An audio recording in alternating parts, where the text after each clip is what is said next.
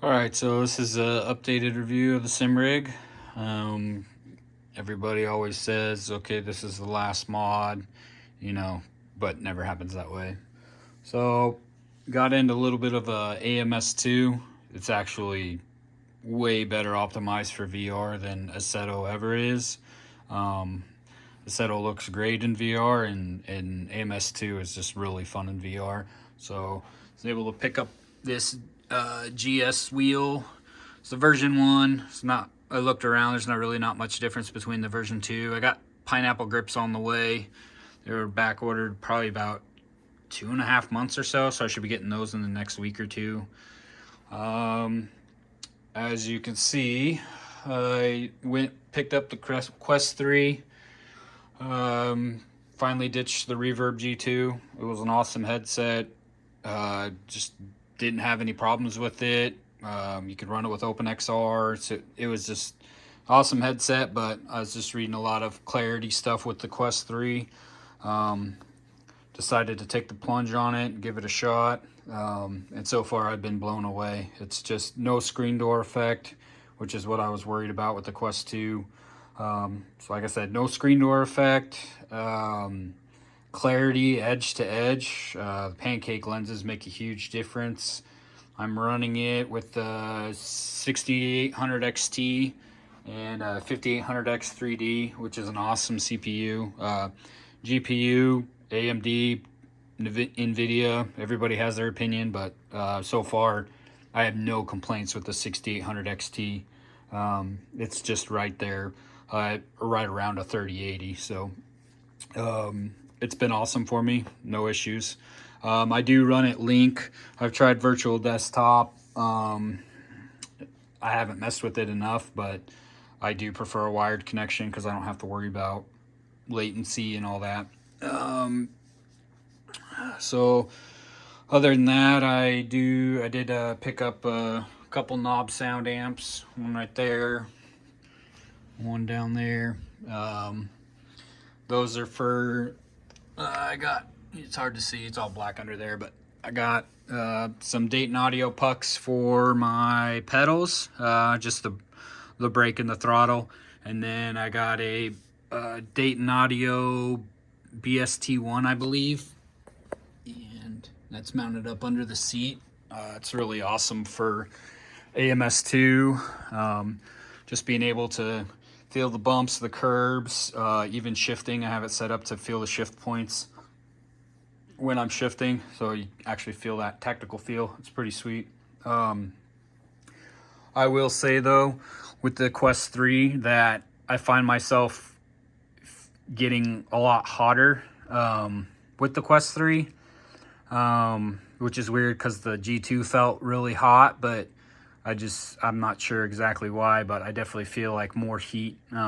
So I've actually been using my seat fans a lot more, which has been great because it just balances out. I don't even need them on full blast, just enough to get some type of feel on me. See, I wanted to get a red wheel to kind of accent more of the stuff, more of the rig, and I just went with, I think it was like, I don't know, it was like 15, 18 bucks or something like that, but just a nice quality leather. You just put it on and stitch it yourself. It's actually a really great feeling. I use it for drifting, and then I use it when I'm banging gears in AMS2. But other than that, I think that's pretty much it for upgrades. Just the couple bass shakers, new VR, and switching more to racing, and then picking up that GS wheel. That GS wheel is super nice. I got a super good steal on it. I think I picked it up for $249 shipped, which now you can't even find them for $350 or so on eBay. So just lucky enough to come into that a few months ago. But all in all, that's pretty much it with the update. I don't really have too much planned for the future, although I'm sure that'll change. I do want to look into the Simson pedals, basically like this Alibaba Sim Jacks, but they're supposedly thicker, and from what I'm gathering, they're actually a really nice pedal set, so I'll be looking into those. I have the TLCMs. There's nothing wrong with them. I've actually really enjoyed them, especially with the 3D wrap elastomer. Just the stock springs that they come with are, I think they're kind of lacking a little bit. But all in all, yeah, I'm pretty happy with it. And then the Quest 3, I will say the speakers are absolute junk. Just when you had their reverb, they used the same as the Index, so they were really nice. But there was a mod on printables to print these and then buy these KOSS brand speakers. And then I Googled around and found some of these earphone pieces instead of the classic old school Walkman, you know, regular foam.